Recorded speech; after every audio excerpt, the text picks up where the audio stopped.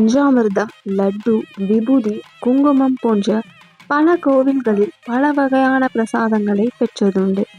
ஆனால் மண்ணை பிரசாதமாக அள்ளுவதற்காக லட்சக்கணக்கான பக்தர்கள் ஆண்டுதோறும் கார்த்திகை 30 அன்று ஒரு கோவிலுக்கு திரண்டு வருவதை கேள்விப்பட்டுள்ளீர்களா? அதுதான் தேரிக்காடு கற்குவேல் ஐயனார் கோவில். இங்கு ஆண்டுதோறும் நடைபெறும் கள்ளர் வெட்டு திருவிழா மிக விசேஷமானதாகும். பெரும்பாலான மக்கள் அறியப்படாத இந்த கோவிலின் வரலாறு பற்றியும் கள்ளர் வெட்டு திருவிழா பற்றியும் எழுத்தாளர் முத்தாலங்குறிச்சி காமராசு அவர்கள் கூறுகையில், ஒருங்கிணைந்த நெல்லை மாவட்டத்துல நெல்லை தூத்துக்குடி மாவட்டம் இருக்கு. இந்த நெல்லை தூத்துக்குடி மாவட்டத்துல 5 வகையான நிலங்கள் இருக்கு. இந்த பாலை அப்படிங்கிறது எங்க இருக்கு அப்படின்னு சொன்னா, சாயர்புரம் அப்படிங்கக்கூடிய தூத்துக்குடி மாவட்டத்துல இருந்து நெல்லை மாவட்டத்துல இருக்கக்கூடிய திசையன் விலை அப்படிங்கக்கூடிய இடம் வரைக்கும் இந்த பாலைவனம் அப்படிங்கக்கூடிய இந்த பகுதியை வந்து குறிப்பிடுறாங்க. இந்த பாலைவனம் அப்படிங்கிறது வந்து என்ன இடம் அப்படின்னு பார்த்தா, இது தேரிக்காடு அப்படின்னு சொல்றோம். இந்த பகுதியில் பார்த்தீங்க அப்படின்னு சொன்னால் இந்தியாவிலே எங்கேயுமே இல்லாத ஒரு வித்தியாசமான, அதாவது மணல் வகைகளை கொண்டிருந்த அந்த தேரிக்காடு அப்படின்னு சொல்லக்கூடிய இடம். இந்த தேரிக்காடுல வந்து நிறைய சுனை இருக்கும். இந்த சுனை வந்து அருஞ்சனை காத்த ஐயனார் அப்படிங்கக்கூடிய ஒரு கோயில் இருக்கக்கூடிய இடம் திருச்செந்தூர்லேருந்து மேலப்புதுக்குடி இருக்கக்கூடிய இடத்துல இருக்குது. அதே மாதிரி பார்த்தீங்கன்னா கற்குவேல் ஐயனார் அப்படிங்கிறது தென்பகுதியில் இருக்கக்கூடிய பெரும்பாலான நபர்களுக்கு வந்து அது குலதெய்வமாக வழங்கக்கூடிய ஒரு இடம். அதான் கற்குவேல் ஐயனார். இந்த கற்குவேல் ஐயனார்னா கார்த்திகை மாதம் 30ஆம் தேதி நடக்கக்கூடிய கள்ளர் வெட்டு திருவிழா அப்படிங்கிறது மிகவும் விசேஷமானது. அங்கே வந்து கள்ளர் ஒருவரை வந்து வெட்டியதால அதுல ஏற்பட்ட ரத்தம் தான் அந்த தேரி மணலோட சிவப்பா இருக்கு அப்படின்னு சொல்லுவாங்க. ஆனா இலக்கியங்கள்ல பாத்தீங்க அப்படின்னா செவ்வாறு அப்படிங்கிறது தாமிரவர்ணிக்கு இன்னொரு பேரு. அந்த செவ்வாறு வந்து தன்னுடைய மணல் பரப்பை வந்து விட்ட இடம் தான் இந்த தேரி மணல் அப்படின்னு சொல்லி சொல்றது வழக்கமாக இருக்கும். இப்படி பல விஷயங்கள் பல விதங்களா இருந்தாலும் சரி, மக்களுடைய ஒரு அசைக்க முடியாத நம்பிக்கையா இருக்கிறது வந்து கற்குவேல் ஐயனார். கற்குவேல் ஐயனார் அப்படிங்கிறவர் வந்து ஒரு காலகட்டத்தில் ஒரு பெரிய ராஜா இருக்கிறாரு. அந்த ராஜா வந்து தான் மட்டும் சாப்பிடுவதற்காக ஒரு பழம், அந்த பழத்தை வந்து ஒரு மரத்துல இருந்து அந்த பழம் வேணும், அந்த பழத்தை அவர் மட்டும் எடுத்து சாப்பிடுவார். அந்த மாதிரி வச்சுக்கிட்டு இருக்காரு. அவருக்கு மந்திரியா இருந்தவர் தான் ஐயனார். இப்படி ஒரு காலம் இருந்துகிட்டு இருக்கும்போது திடீர்னு ஒரு நாள் அந்த வழியா தண்ணீர் எடுத்துட்டு போகும்போது ஒரு சொன்னா கணவனை இழந்த ஒரு பெண், அந்த கணவனை இழந்த பெண் என்ன பண்ணிட்டா, அந்த வழியை தண்ணி எடுத்துட்டு போகும்போது அவருடைய குடத்துக்குள்ள அந்த பழம் வந்து, ஆனா அது தெரியாமலே அவன் வீட்டுல கொண்டு அந்த பழத்தை போட்டு பத்திரமா வச்சிருக்கா. அவளுக்கே தெரியாது அந்த பழம் வந்து உள்ளதான் வளர்ந்தது அப்படின்னு தெரியாது. ஆனா பழத்தை காணல அப்படின்னு சொன்ன போர் வீரர்கள், படை வீரர்கள் எல்லாத்தையும் விட்டு தேட சொல்றாங்கல்ல. தேடும் போது எல்லா வீடுகளையும் போய் தேடும் போது எங்கேயுமே கிடைக்கல.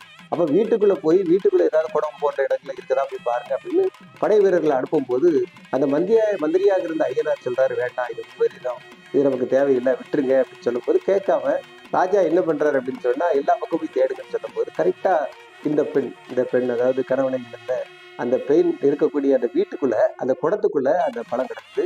அந்த பழத்தை எடுத்தாலும் இவளை கையங்களமா பிடிச்சு கொண்டு வராங்க. இவளை வந்து தண்டனைக்குள்ளாக்கணும் அப்படின்னு சொல்லி ராஜா நினைக்கும் போது தண்டனைக்கு உள்ளாக்கிடுறாங்க. சொல்ல போனா அவளை தண்டனைக்காக உள்ளாக்குறாங்க. அப்போ வந்து அவள் சாபம் இல்லை, நீ இருந்த அரண்மனை அடித்து போக வேண்டும், இந்த இடம் எல்லாம் மண் மாறி இது வந்து மணல் மேடா ஆயிரும் அப்படின்னு சொல்லியிருந்தார். ஆனா அதே மாதிரி அந்த அரண்மனையே அடித்து போகுது, அரண்மனை சுற்றி இருக்கக்கூடிய எல்லா பகுதியும் அடித்து போகுது. அந்த எல்லாருமே தரமட்டமாகி போயிருந்தாங்க, ராஜா எல்லாம் அடிச்சிருந்தாங்க. ஆனா அந்த ஐயனார், மந்திரியாக இருந்த ஐயனார் மட்டும் என்ன பண்றாரு அப்படின்னு சொன்னா, அது கற்கோ அப்படின்னு சொல்லக்கூடிய அந்த மரத்துக்குள்ள போய் அவர் ஒளிஞ்சுக்கிட்டாரு. இது காலங்கள் கடந்து போகுது, இந்த மணவெளிகள்லாம் மூடி போகுது. கொஞ்ச நாள் கழிச்சு இந்த பகுதியில் தேடி குடியிருப்போம் அப்படின்னு போகுது. அந்த ஊர்ல இருக்கிறவங்க ஒரு நாள் அதை தேடி போறாங்க. தேடி போகும்போது அவங்க வேற வழியா, அதாவது அவங்களுடைய மாடுகள் மேய்ப்பதற்காகவும் இல்லாட்டி வேறு விறகு பரப்பதற்காக போகும்போது இந்த மரத்துல வந்து கால் தட்டி விழுது. இந்த கால் தட்டுதே அப்படின்னு சொல்லி அதை வெட்டி அப்புறப்படுத்தணும்னு நினைக்கும் போது, வெட்ட முயற்சிக்கும் போது அதுல இருந்து ரத்தம் பீறிட்டு வருது.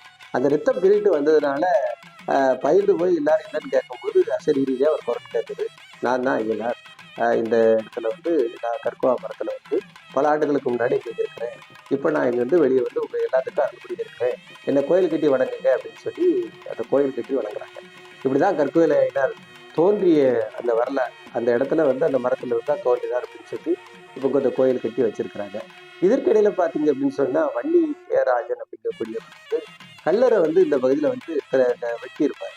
அந்த கல்லர் வெட்டை வந்து ஒரு திருவிழாவா எடுக்கிறாங்க. தாமிரவர்ணி ஆற்றங்கரையில இருந்து தீர்த்தம் எடுத்துட்டு வராங்க. அதுக்கப்புறம் பாத்தீங்கன்னா 30ஆம் தேதி ஒரு இளநீ, அந்த இளநியை எடுத்து கொண்டு வந்து அந்த சாமியாடிகள் சொல்ல அந்த சாமியாடி கற்குவேல் ஐயனார் ஆடக்கூடிய மற்ற சாமியாடிகள் எல்லாமே அங்கே போய் இருக்கக்கூடிய கடையில் இருக்க பொருள்கள் எல்லாம் அள்ளி மக்களுக்கு தானமாக கொடுத்துட்டு அதுக்கப்புறம் இந்த இளநியை மட்டும் எடுத்துட்டு வந்து இதை வந்து அந்த தேரிக்காட்டில் இருக்கக்கூடிய அந்த செம்மண் நிறைந்த அந்த மணல்ல ஒரு இடத்துல வச்சு ஒரு இடத்துல வந்து அதை வந்து ஒரு காலத்துல வந்து கல்வனாவே நினைச்சு அந்த வன்னியராஜா அப்படிங்கிறவர் வந்து கல்வனாகவே நினைத்து அவரை சாமியாடுறவரை கீழே கிடத்தி அவருடைய நெத்தியில வச்சுதான் அந்த இளநீரை வெட்டுறதை வழக்கமா கொண்டு இருந்தாங்க.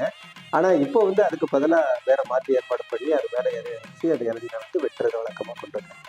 இதை காண வந்து பல லட்சம் மக்கள் கூடுவாங்க. அந்த இளநீர் வெட்டும் போது அதுல இருந்து விடக்கூடிய அந்த தண்ணீர் அதோட சேர்த்த மண் இதெல்லாம் அள்ளி கொண்டு போய் வீட்டில் கொண்டு வச்சா வந்து செல்வம் பெருகும்.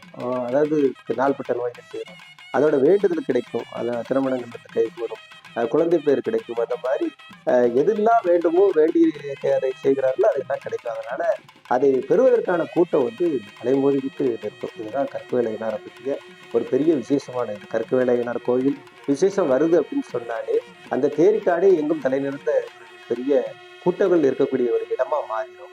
தேரிக்காடு கற்கு வேலையினார் இந்த இரண்டையுமே பிரிக்க முடியாத ஒன்றாக இன்றைக்கும் நிலை வருது.